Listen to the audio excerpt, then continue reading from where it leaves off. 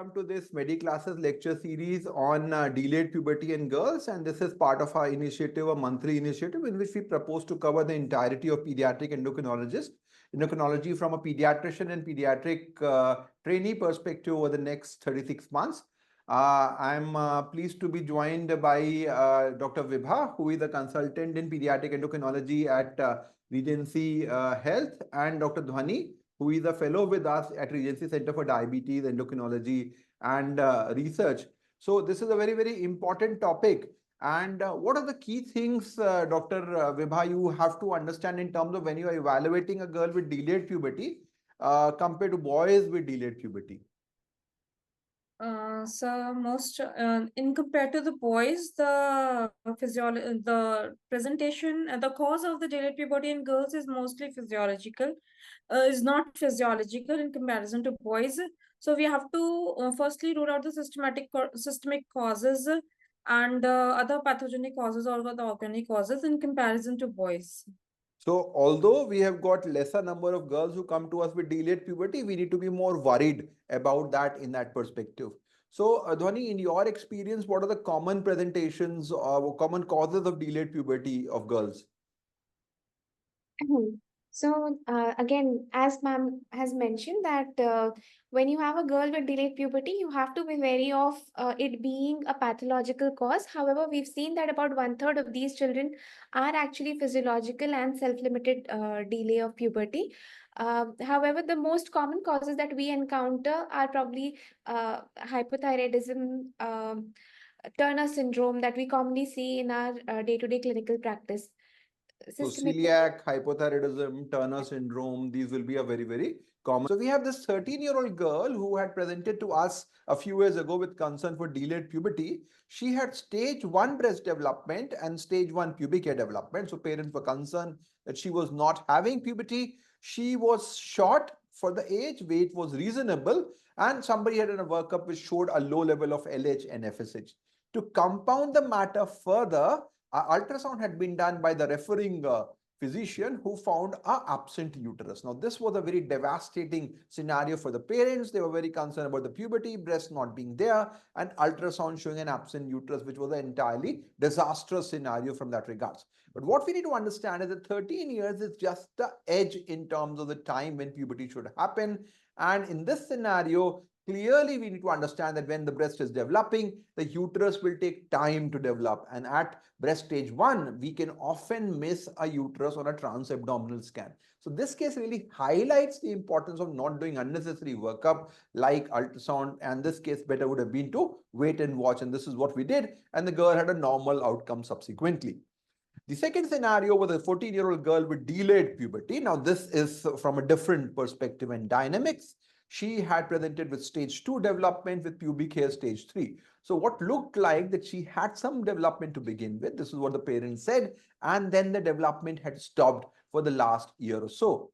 Again, the same thing was found. LH was 0.1 and FSH was 0.1. And people thought that, okay, like the first case, better to wait and watch. This was labeled as constitutional delay. Now, as I'll talk subsequently that when somebody has a stalled puberty, it has got an entirely different connotation as compared to a classical case of delayed puberty in girls. And in this case, we should be worried about our underlying cause, which was missed. And she presented later with seizures and glioma. So there seems to be a quick balance with regards to not doing unnecessary workup in delayed puberty on the one hand, like in the first case, but also to not miss a cause, which is very important. This is what we'll try to focus over the next hour or so, is to develop clinical pointers to suggest pathology and do a reasonable amount of workup without overdoing it to identify the cause from that perspective. Now, delayed puberty, as we discussed, is common in girls. Approximately 2.5% of all girls have delayed puberty. As Dhwani was talking about, 30% to 40% may be physiological, but we can have other pathologies like hypogonadotropic hypogonadism, less common as compared to boys. Functional causes like malnutrition, systemic illnesses, more common in girls compared to boys. And of course, hypogonadotropic hypogonadism with Turner syndrome leading the list is definitely common in that regards. So our role is to not unduly investigate these 30 to 40% with physiological causes, but not miss these 60-70% who have a pathological cause in that regards. all of you should go and have a look at our website, learning.growsociety.in, which has got a lot of resources with related to pediatric endocrinology, including a number of video lectures which are available and courses in terms of that. We have our e-learning platform on YouTube, which has got a large number of videos as well. And we have got validated courses in terms of pediatric endocrinology, including a full hybrid fellowship program of a 2-year program, specific pediatric endocrinology course for postgraduates, which is also available. We have got a full spectrum of books ranging from pediatric endocrinology protocols, which guide the pediatricians and pediatric trainees for basic workup, to basic pediatric endocrinology, which is covering pathophysiology as well, and advanced pediatric endocrinology covering the entirety of pediatric endocrinology. Our mobile application, which I'll touch base later, is one tool which helps in terms of point of care management in that perspective. So today we're going to focus on delayed puberty in girls. We already recently had series on precocious puberty in boys and girls. That's available as part of our YouTube channel, and you can go and have a look at it. I am joined, as discussed, by Dr. Vibha and Dr. Dhwani, who will be focusing about different aspects of delayed puberty evaluation from that regards. We see that about 1/3 of these girls are have a physiological cause of delayed puberty, which is self-limited. And however, significant proportion of these can also have a pathological cause, which need to be taken into account.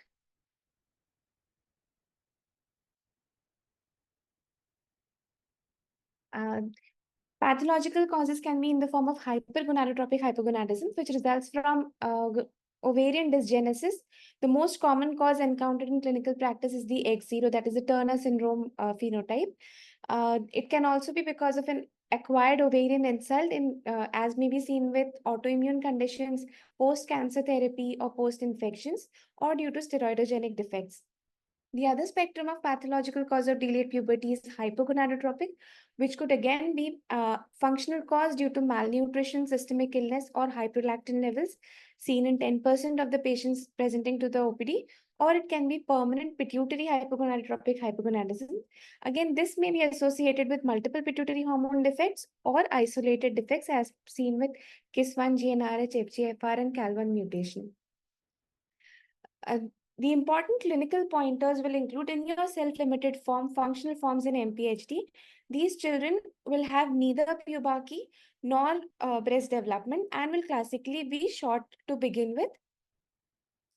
Whereas your isolated hypogonadotropic hypogonadism as well as your hypergonadotropic hypogonadism, the only part defective is your estrogen synthesis, whereas your adrenals are working fine. So these children will have some pubarchy and pubercal progression. As is expected, lab tests will show low FSH levels in the hypo and self-limited functional forms, whereas hypergonadotropic hypogonadism will present with high FSH levels. CDGP, again, less common in girls, but you will find a classical family history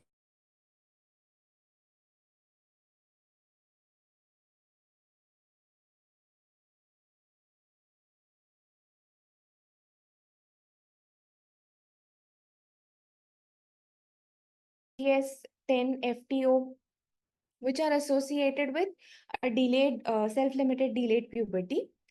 Because in the stage of mini puberty, these children are exposed to GnRH pulses and increased FSH LH levels. When a GnRH agonist test is given, so although their basal LH levels may be low, after a GnRH stimulation test, their LH levels will classically be more than 5 milliunits per liter, whereas in those with permanent hypogonadotropic hypogonadism, the levels are usually less than 1 milliunits per liter. Similarly, to treat CDGP, low dose of estrogen are given because they will ultimately lead to some bone age progression, which will increase your GnRH pulse frequency and cause a pubertal progression.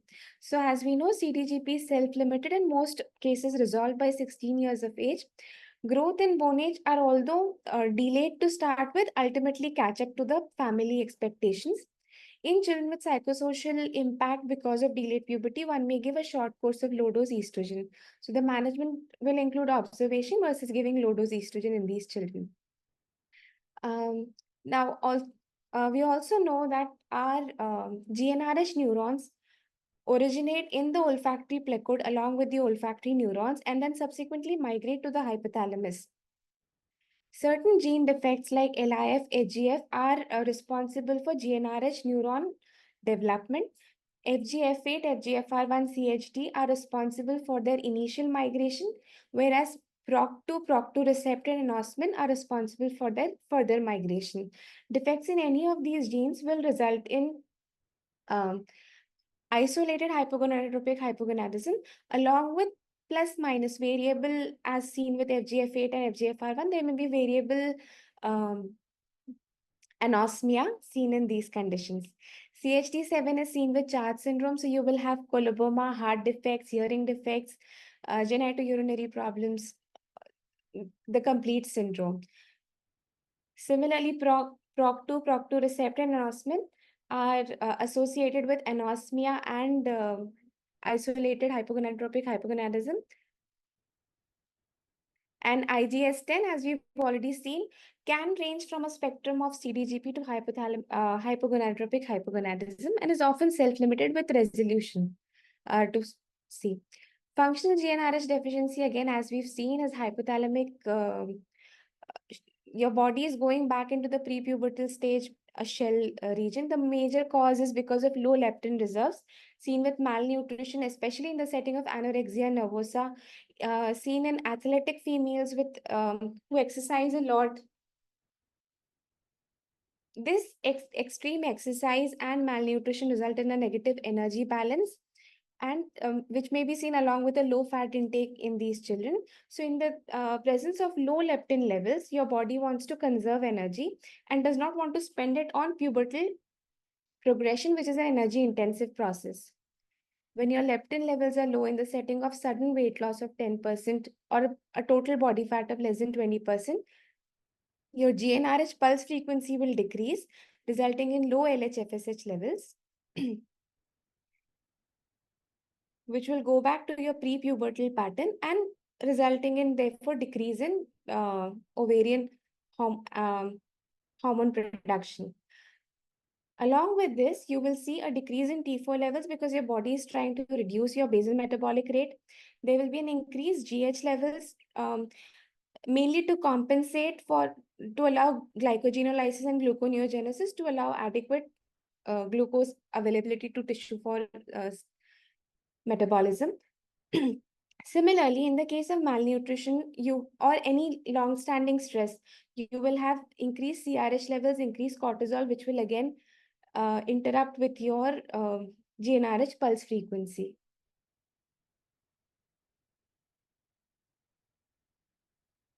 Cal1, FGFR, GnRH receptor, and PROCR2 again are hypothalamic causes, which will interrupt with your pulse frequency. So these conditions can present with a primary delayed puberty or primary amenorrhea.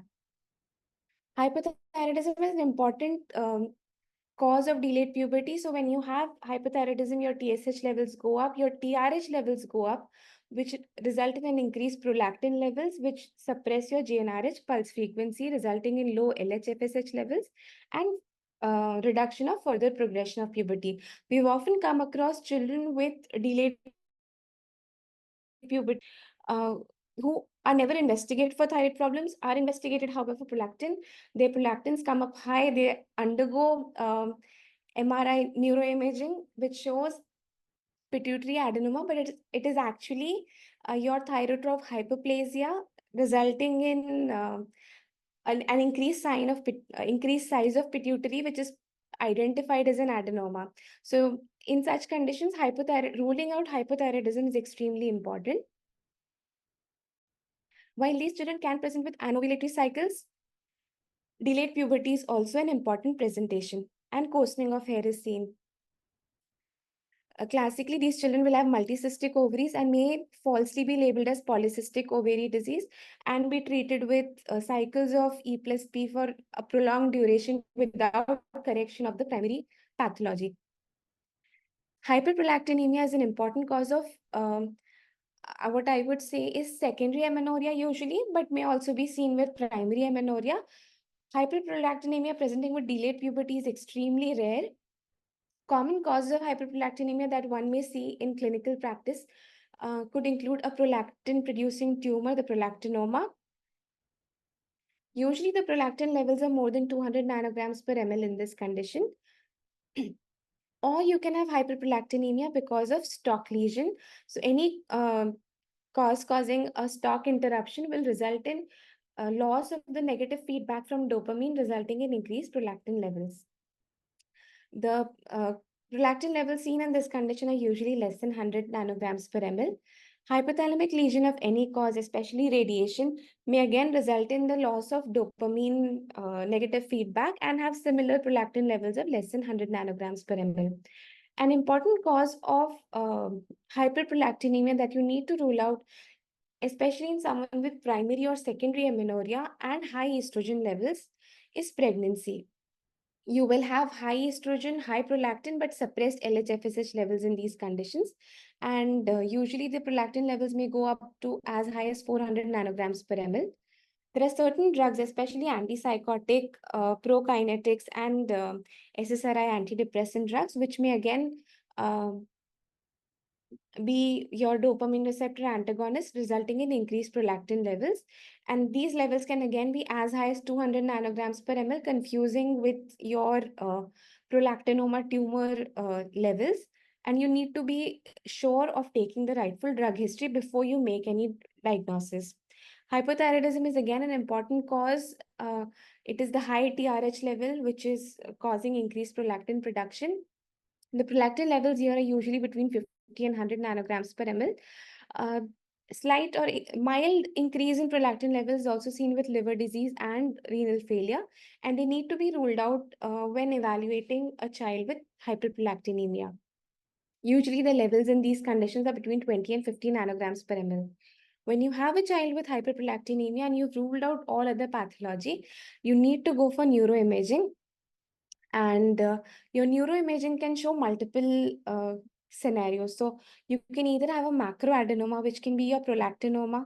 Here, what you can see is a section showing a pituitary macroadenoma with a figure of 8, which is uh, crossing your optic chiasma. It is pushing over your optic chiasma and ascending into the suprasellar space. It is also causing laterally bony erosion of the sella. Or you can have mass lesion with stalk thickening, classically seen with autoimmune hypophysitis. In adults, the most common presentation is with ACTH deficiency. So they'll come with lethargy, weakness as the common presentation, whereas in children, growth hormone deficiency is often the most common presenting symptom. Or you may have a craniopharyngioma, which is a suprasellar mass ascending downward into the um, sella. Classically, as can be seen with, if you compare case 1 and case 3, you can see that case 1, where your mass is arising from the sella and going into the suprasellar space, you can make out a snowman or a figure of 8 appearance, which is not apparent in the third scenario. You may have pituitary cyst, Rathke cyst, or pituitary cyst or Rathke cyst, which are again fluid-filled cavities, which may cause stalk compression and mild hyperprolactinemia. An important cause of a stalk lesion could also be a germinoma, which are synchronous lesions. You may have at the lesion at multiple sites. Thickening of the stalk or interruption of the stalk caused by germinoma may result in hyperprolactinemia. Radiation at varied doses has different effects on your puberty. So low dose radiation results in loss of negative feedback and early puberty, whereas a high dose radiation greater than 18, cumulative dose greater than 18 centigrade will result in destruction of your gonadotrophs and permanent delayed puberty. Turner syndrome is an important clinical presentation in a child presenting with delayed puberty is something that you need to consider about. So these children will classically have all the features of Shark's defects like Madeline deformity, a wide carrying angle, brachymetacarpia, or will have features of lymphedema, that is web neck, wide shield shaped chest. And even in the absence of these characteristics, if you have a short girl with delayed puberty, one needs to rule out Turner syndrome before looking at other pathologies. So in Turner syndrome, up to 30% may have spontaneous breast development. However, only 6% have spontaneous menarche, and spontaneous pregnancy is achieved in less than 1% of these children. Karyotype is essential to understand the degree of mosaicism, to rule out Y cell line, to be able to predict the associations. As you know that ISOQ is associated with autoimmune thyroiditis, whereas XIST ring chromosome may be associated with mental retardation and significant other challenges. The FSH levels need to be interpreted in the light of bone age. So if your bone age is delayed, especially less than 10, your FSH will be low or normal. And that does not rule out Turner syndrome. So that needs to be taken in mind. AMH is a better marker. It will decline earlier. When your FSH has risen, your AMH is definitely low, and you can do nothing for oocyte preservation in such children then. There are various genetic defects of ovarian development which are responsible for 15 to 20% of primary ovarian insufficiency. So when you have a child with primary ovarian insufficiency, the first thing you need to rule out is Turner syndrome. Once you've ruled it out, then you look into the genetic defects, you look into the autoimmune defects. So WT1 is associated with Dennis-Drash and Fraser syndrome, and it is an important part of early ovarian development. NR5A1 is again a homozygous mutation results in additional adrenal failure along with gonadal failure. However, heterozygous NR5A1 defects may present with isolated gonadal failures. WNT4, RSPO1 are again involved in ovarian development, FOXL2 defects, NOBOX, FIGLA, GATA-A4 inhibin. All these defects will result in defective ovarian development and primary ovarian insufficiency. Classically, trisomy 18, 13, 21 are associated with defects in ovarian development. However, pregnancies have been seen with in girls with Down syndrome. Genetic disorders like galactosemia, myotonic dystrophy, and defects in DNA repair like ataxia, telangiectasia, and Fanconi are also associated with defects in ovarian development. Steroidogenic defects again will result in, especially those resulting in defective estrogen production, will present with delayed puberty. So your proximal defects, side chain cleavage and star, while these will not have atypical genitalia in a female, they will present with delayed puberty. Classically, as we know with star, it is a delayed manifestation in girls because in every cycle, some steroids are produced and there will be a progressive loss. Unlike in boys, where during the fetal period itself, there will be destruction of all the steroidogenic cells, resulting in atypical genitalia to start with. Defects in 17-hydroxylase deficiency, aromatase deficiency are again other steroidogenic defects that you need to think of in girls with delayed puberty. So your girls with ovarian steroidogenic defects, you need to look for hypertension, which may be a marker of 17-hydroxylase deficiency. Now, one needs to be careful that it could be an XX individual with 17-hydroxylase or an XY individual. Both of these can present as a female phenotype with delayed puberty. Checking BP will give you a clue. Looking at the electrolytes may give you a clue. The diagnosis is established by DOC and 18-DOC levels. Star and side chain cleavage may have features of salt wasting and low metabolites. POR defect will have 17, 21 and aromatase combined defects. So they may have mild salt wasting and a polycystic ovarian appearance. Classically, these girls will have high 17 OHP and low androstenedione levels. 17 beta HSD3 may have normal mineralocorticoid but low androstenedione to testosterone ratio. Aromatase deficiency will present with hyperandrogenism and ovarian cyst. History of maternal virilization during pregnancy may give you a clue, but the diagnosis is finally established by doing a genetic test. A very unique presentation is that of GNAS1 defect, which is pseudo-hypoparathyroidism. The primary defect here lies in post-receptor signaling. So your GnRH is working fine, your LH-FSH are working fine, your LH and FSH receptors are working fine. But beyond the level of receptor, the post-receptor signaling is defective here. So you will have mildly elevated LH-FSH levels. These children may present with hypocalcemia, hyperphosphatemia, and high PTH levels. They may have classical AHO, that is the Albright hereditary osteodystrophy phenotype, that is um, round faces, a short, stocky build. They may have subcutaneous calcifications. And again, like mildly elevated LH-FSH, they may also have mildly elevated TSH levels due to, again, the post-receptor GNS1 signaling defect. As I'd already mentioned, in a child with primary ovarian insufficiency, first you need to rule out Turner syndrome. But once you've ruled that out, you need to think of steroidogenic defects, immune endocrinopathy. Now, the immune endocrinopathy can result in primary or secondary delayed puberty. So somewhere it could be somewhere like it did not start at all, or it stalled after starting. 10 to 15% of these cases have seen ovarian reversibility with progression of puberty. Classically, these children will have antibodies to 21-hydroxylase, 17-hydroxylase, 3-beta-HSD enzymes. And common associations that you need to rule out are adrenal insufficiency, thyroid disorders, celiac disease.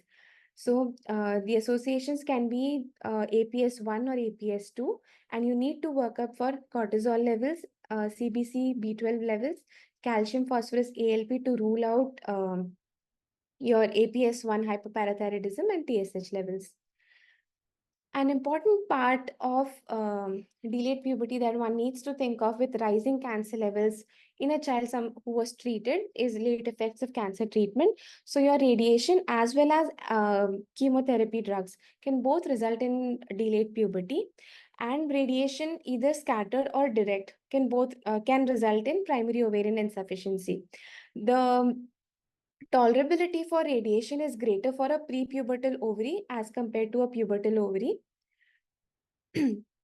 But any dose greater than 20 gray has a 50% chance of causing delayed puberty. Alkylating agents like cyclophosphamide with a cumulative dose of greater than 200 milligrams per kg cisplatin anthracycline are all associated with delayed puberty. They can also lead to anovulation and a premature menopause. Classically will be a high FSH levels as seen with primary ovarian insufficiency.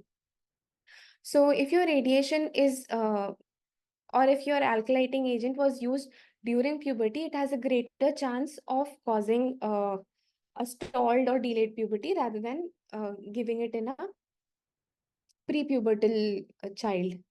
You can prevent it by doing an oopexy and sidelining the ovaries from the zone of radiation. Oocyte storage and imatinib therapy are under evaluation and may help in preserving long-term fertility. To assess the progression of puberty in these children, estradiol, FSH, and AMH levels are helpful. And management of delayed puberty once it occurs is with estradiol and subsequent pubertal induction, as one may do for other causes.